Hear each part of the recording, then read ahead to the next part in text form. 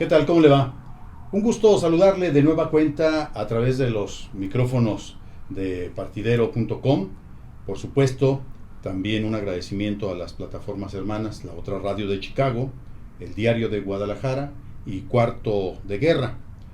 Hoy, como todos los jueves, tenemos la presencia de uno de los analistas más consentidos en este programa, porque no puedo decir otra cosa, don Esteban Garay Izarra.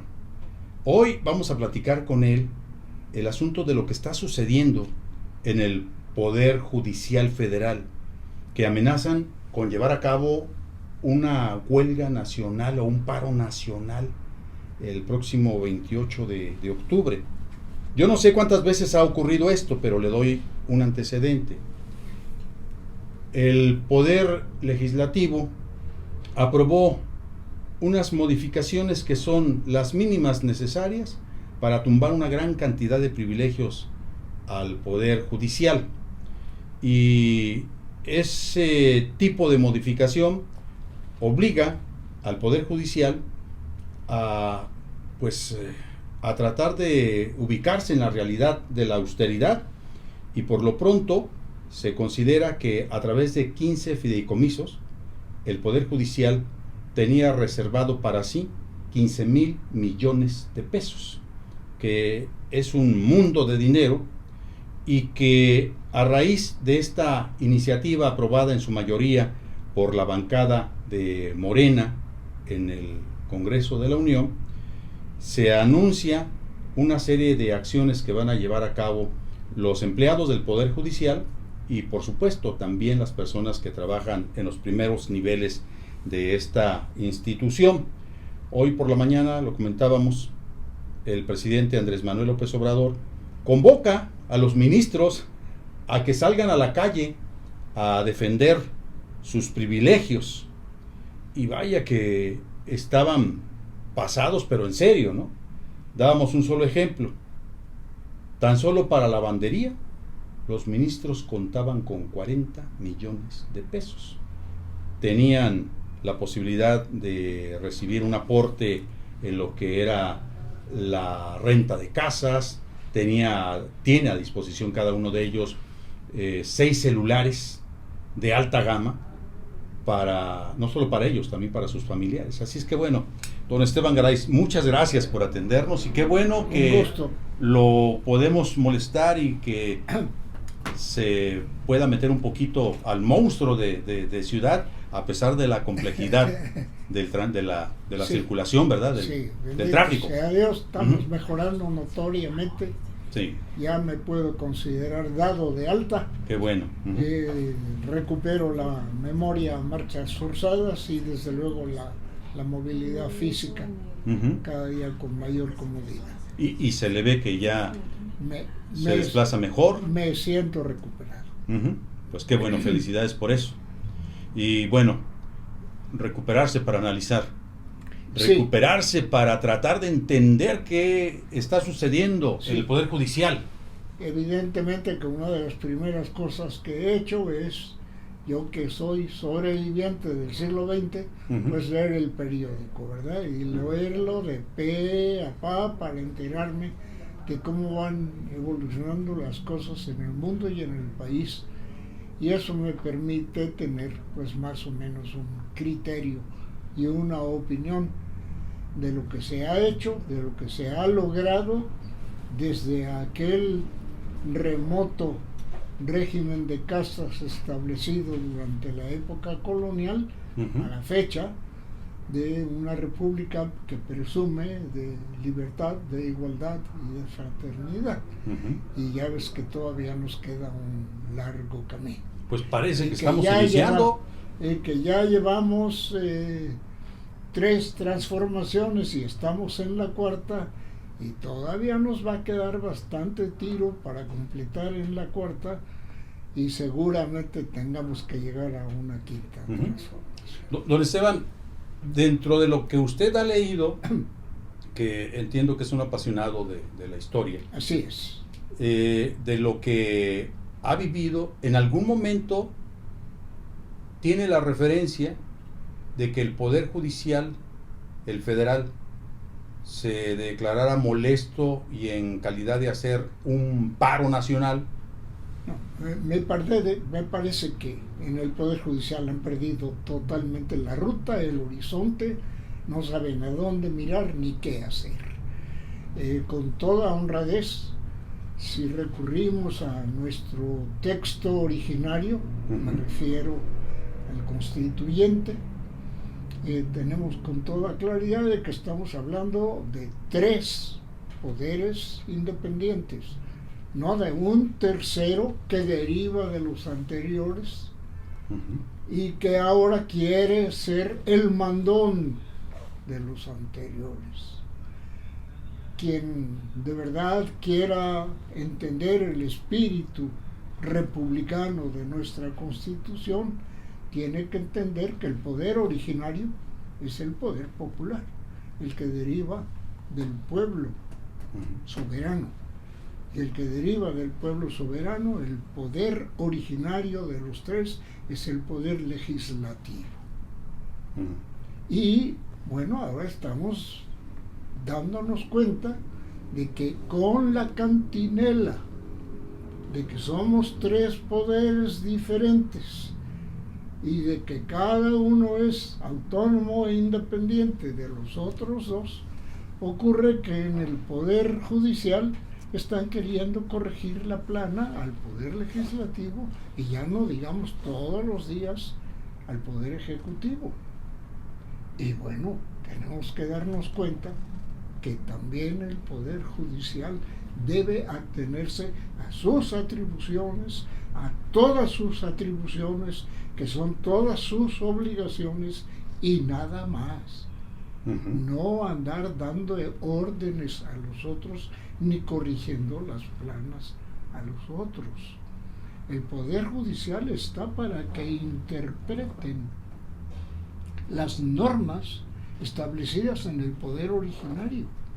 Y el poder originario es el poder legislativo. Y estamos ahora como el viejo chiste ese, que lo que quiso decir el rey es exactamente lo contrario de lo que piensa el rey. Y perdón por un ejemplo monárquico, ¿verdad?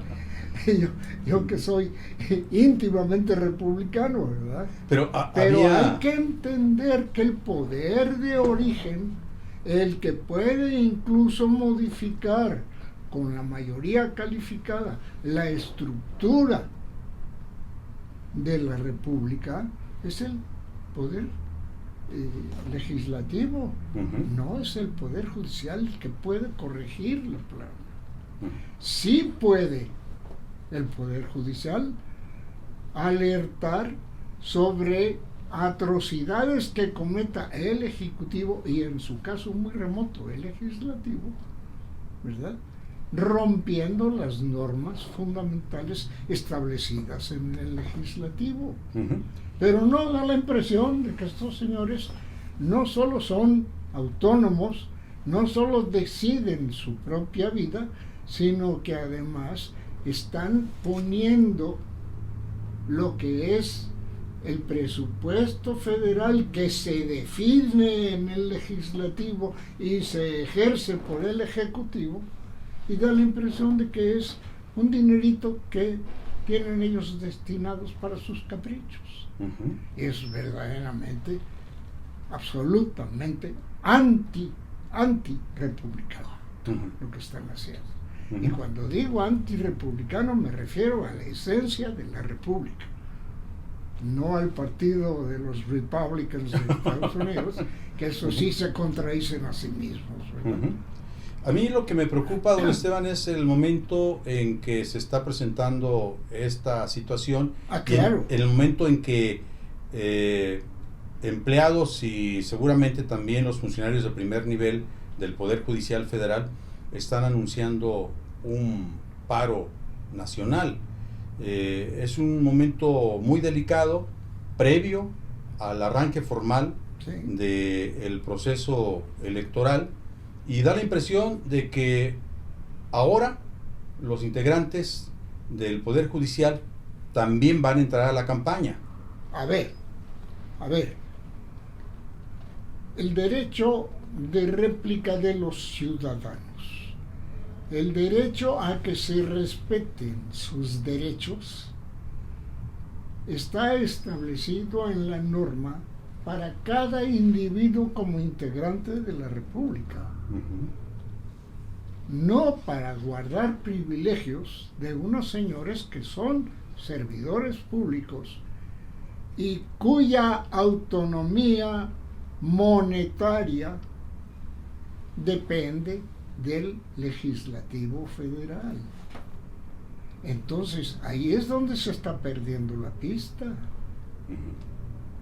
Si ellos elaboran un borrador de presupuesto, ese presupuesto debe ser aprobado por el poder republicano que se encarga del presupuesto, que es el poder legislativo.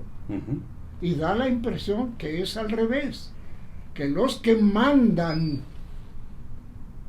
todos los días con sus sentencias parece que están dando órdenes al legislativo federal y no dejando claro lo que el legislativo ha decidido en las normas que ha establecido. Bueno, entonces es un enfoque absolutamente tergiversado, torcido. Pero también podría ser el pretexto para decir que hay rompimiento constitucional. No veo por qué tiene que haber rompimiento constitucional cuando ellos todo lo que tienen que hacer es cumplir con sus obligaciones y ejercer sus derechos. Dije derechos, no privilegios. No para establecer, como es el caso ahorita, en el presupuesto federal, que es una atribución legislativa, establecer una serie de notorios privilegios. Así lo dice la ley. La ciudadanía está verdaderamente asombrada de las pretensiones y, mejor dicho, los hechos del manejo financiero del Poder Judicial. Sí. Es verdaderamente un manejo caprichoso, totalmente egoísta, egolátrico. No están pensando en cómo con ese dinero van a hacer que se cumplan las normas que representan los derechos de los ciudadanos y que fueron establecidos en el legislativo. Vuelvo otra vez a mi cantinela. Y bueno, aquí el antecedente es que esto es corrupción. Pero claro que es corrupción, pero clarísimo que es corrupción. Y toda corrupción democráticamente, republicanamente debe ser sancionada y por lo menos debe ser eliminada. Lo menos. Yo voy a este dato que circula desde el pasado mes de mayo. El presidente hablando de los 40 privilegios de la Suprema Corte de Justicia de la Nación. Era cuando estaba en pleno apogeo la discusión sobre el famoso Plan B que le echaron para atrás. También se suma a esta serie de señalamientos el senador Ricardo Monreal, que hablan de los 40 privilegios con los que cuentan los ministros. Yo solamente le voy a enlistar algunos. Sueldos superiores a los del presidente de la República. Primer asunto. 297,000 pesos mensuales, casi 10,000 pesos diarios. Híjole, eso yo no los veo en este momento. Aguinaldos exagerados de 586,000 pesos, que representan 40 días de sueldo, tal como lo dice la ley. Primas vacacionales de 95,474 pesos. Un fondo para comer en restaurantes de lujo por 723,000 pesos anuales. Un comedor especial en donde los integrantes de la Suprema Corte de Justicia se pueden dar el lujo de ordenar a la carta y hasta bebidas alcohólicas. Presupuesto de 5,540,000 mensuales para contratar personal.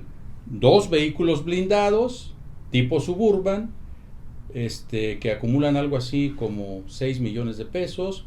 Pago por riesgo al año de 640,000 pesos, apoyo para gasolina, imagínense, por 22,000 pesos mensuales. Esto Se me hace que es lo que vale mi carro. Se lo deben. Apoyos ilimitados para pago de peajes en autopista. Algunos ministros también cuentan con escoltas del Servicio de Protección Federal, seguros para autos y casa habitación. Las y los ministros también cuentan con atención especial para reservaciones en restaurantes, trámites de licencias, visas y cualquier otro trámite.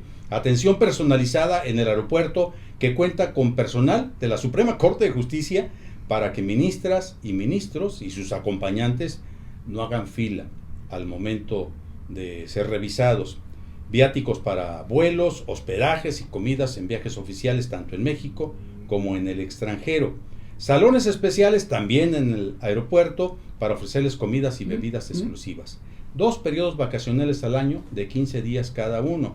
3 equipos de cómputo e impresión. 6 teléfonos celulares de gama alta para ministros y familiares y o personal de apoyo con plan ilimitado de datos que se renuevan cada año. Bueno, cualquier niño cualquier jovencito se volvería loco con una propuesta de esas. Sí, pero Alberto, date cuenta, cualquiera de nuestros oyentes observa que eso nada tiene que ver. Es como reyes, son como reyes, bueno, como sultanes, nada como tiene jeques árabes. Que ver con el ejercicio de los derechos ciudadanos, que es lo que a ellos les corresponde.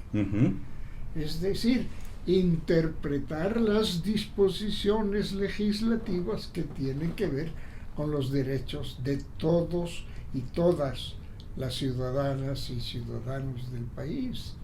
Y lo que estamos viendo es una relación de, tú lo dices muy claramente, privilegios. Privilegio lo dice claro. Privilegio quiere decir que estás gozando más de lo que es tu derecho en prejuicio de alguien. Ahora. Y en perjuicio de alguien. Y ese alguien es el pueblo que aporta los impuestos, porque los dineros públicos los aportamos entre todos los ciudadanos, con nuestro esfuerzo, con nuestro trabajo, con nuestras posibilidades económicas. Una de las cosas que cuestiona el presidente Andrés Manuel López Obrador es el hecho de que queda claramente manifiesto que hay jueces que constantemente dejan libres a delincuentes, a personas ligadas al crimen organizado, ¿no? Sí. Y cuando uno combina esas dos cosas, pues eso en mi pueblo se llama corrupción y en el tuyo también. Corrupción pura y simple. Vuelvo otra vez al tema. El poder judicial sí es un poder republicano autónomo, pero su función es hacer cumplir las normas republicanas que representan los derechos de los ciudadanos. Y esas normas se establecen en el poder de origen, y el poder de origen es el poder legislativo, que en el grado extremo pasa a ser constitucional. ¿A su juicio qué va a suceder? ¿Viene un gran pleito? Bueno, pero esa es la lástima. La lástima es, primero, que esto está trascendiendo a los ciudadanos, y hoy los ciudadanos están verdaderamente consternados, horrorizados en esta lucha entre los poderes republicanos, cuando lo que debería haber es cada quien lo suyo y armonía entre todos. Y lo que está viendo es continua contradicción. O sea, desde el judicial estamos todos los días oyendo quejas del Ejecutivo u oposición de lo que se decide en el Legislativo. No puede ser. Es que el Poder Judicial está para interpretar lo que el Legislativo estableció para cada caso. Don Esteban, con esto cerramos este punto de la conversación. Hace unos días hubo una manifestación, creo que fue ayer, de parte de abogados que están defendiendo el presupuesto de la Suprema Corte. Es muy posible, perdón que te corrija, es muy posible que Ujú. sus jefes y superiores los hayan mandado a la calle a que defiendan los intereses de los superiores. Que los trabajadores judiciales deben merecer todo nuestro respeto. Sí. Y ahí no hay nada que objetar a que se respeten sus derechos laborales. Pero eso que has leído Ujú. no está tipificado en ningún lado, ni tiene lógica de ser remuneración Sí. a un trabajo judicial. Ujú. No El es eso. presidente, si mal no Es recuerdo, privilegio. anda ganando 137,000 pesos. Así es. Entonces, Y hay una norma clarísima en en la Constitución Ujú. que dice muy clarito que ninguno de los servidores públicos debe ganar más que el titular del Poder Ejecutivo Federal. Ujú. Me refiero a la remuneración de su trabajo. Quizá tiene que recibir más dinero para efectos públicos. sí. No estoy hablando de eso. Estoy hablando de la remuneración del trabajo. De su sueldo. Así es. Ok. Para decirlo bien clarito. A lo que iba era... Están absolutamente alocados, Ujú. echando a la calle a sus subalternos que viven honradamente de su trabajo Ujú. y que reciben una remuneración que no tiene que ver con esos privilegios que tú me estás mencionando, ¿verdad? Así es. Bueno, vamos a tener la oportunidad también de buscar la contraparte. Ojalá y alguno de los funcionarios del Poder Judicial pudiera venir aquí con nosotros para que Sí. nos dé su punto de vista. Lo que sí me llama mucho la atención, don Esteban, es que lo he escuchado por parte de algunos abogados de buen rango, de buen nivel, en donde citan al presidente de la República como un viejo imbécil. Así le dicen. Bueno, pues los hechos están demostrando lo que quieran, ¿no? Por Ujú. ejemplo, solo un pequeño detalle. Ujú. La adquisición de Deer Park. Deer Park es una refinería de petróleo que está en territorio tejano a escasos 8 kilómetros de la frontera mexicana. Deer Park recibió compra de Pemex Ujú. en los tiempos del presidente Salinas por la mitad de las acciones. Pero espérate, Ujú. no era la mitad, no era exactamente la mitad, era el 49.995% de las acciones, lo cual automáticamente lo hace un inversor de minoría que no toma decisiones. Está ocurrido durante 30 años. 30 años. Ujú. ¿Y qué hizo ese imbécil presidente? Compró el otro cachito. O sea, compró el 50.005%. ¿Y sabes qué ocurrió? Ujú. Con las utilidades que le pagaron en el primer año, recuperó el dinero por el que adquirió la otra mitad. O sea, hoy es Pemex, empresa pública del Estado mexicano, de la Federación, es dueño del 100% Ujú. de la refinería de Deer Park y además le salió gratis. Solamente con las utilidades que le pagaron en el primer año, pagó lo que había contribuido para adquirir las acciones. Pero además, hasta de risa, porque hay otra ventaja que suena casi como fantasiosa. Sí. Ocurre que Deer Park está a escasos 8 kilómetros de la frontera con México. O sea, en la práctica hasta hemos recuperado un cachito del territorio. Ese es el imbécil de nuestro presidente, ¿cómo lo ves? Solo por poner un ejemplo. Ujú. Pero yo creo que con ese bastaría, ¿no? Mm. Haría... Con todo respeto hay que decir esto. Nuestro presidente no solo es un estadista de gran visión. Está demostrando además también que es un grillo astutísimo y que cada jugada que hace ya la tenía pensada de tiempo atrás. Uh-huh. Bueno, dice... Entonces, por favor, llamar imbécil a un hombre que ha luchado desde joven por la recuperación del país, que ha logrado ya prácticamente que esté terminado todo el Tren Maya, que ha recuperado la construcción del ferrocarril del Istmo, y yo de eso sí sé hablarte, perdón que presuma, pero mis 4 años en el sureste me hicieron aprender muchas cosas. Lo hicieron especialista en conocer la zona. Así es, así es. Entonces, la recuperación de todo el sureste en términos económicos y con inyección pública es una hazaña. Te voy a mencionar solo otra. Sí. Solo de haber recuperado impuestos no pagados por los grandes contribuyentes, que eran los grandes no contribuyentes durante 7 años. Solo con eso se cubrieron los gastos y se pudo hacer frente a los gastos extraordinarios que significó la salud pública del COVID. Pues, ese es el imbécil. Ese es el dato. Bueno, entonces, a mi juicio, ¿no?